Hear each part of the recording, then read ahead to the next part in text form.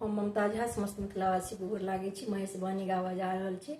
जय गीत के रचना आदरणीय मणिकांत झा जी केने छथिन। धन्यवाद। अचिरज लागे बड़ भारी गे बहिना, अचिरज लागे बड़ भारी, अचिरज लागे बड़ भारी गे बहिना, अचिरज लागे बड़ भारी। 12 बरिस के गौरी कुमारी, बसती को ना जाओ ससुरारी। 12 बरिस के गौरी कुमारी, बसती को ना जाओ ससुरारी।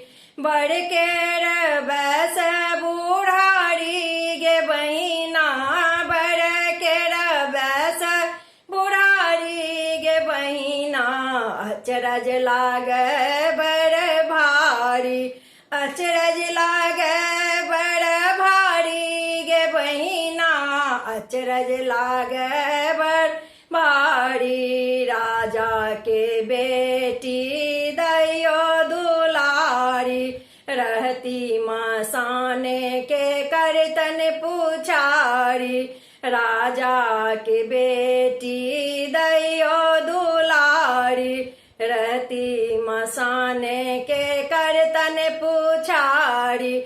नहीं घर बाप मातारी गे बहिना, नहीं घर बाप मातारी गे बहिना, अचरज लागे बड़ भारी, अचरज लागे बड़ भारी गे बहिना, अचरज लागे बड़ भारी। मणिकांत कहथिन करू पुचारी, बड़ भेटलखिन शिव त्रिपुरारी।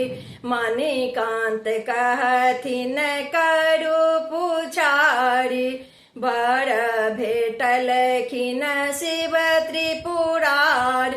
बियाह होई तैयारी गे बहिना, बियाह होई तैयारी गे बहिना, अचरज लागे बड़ भारी, अचरज लागे बड़ भारी गे बहिना, अचरज लागे बड़ भारी, अचरज लागे बड़ भारी गे बहिना, अचरज लागे बड़ भारी।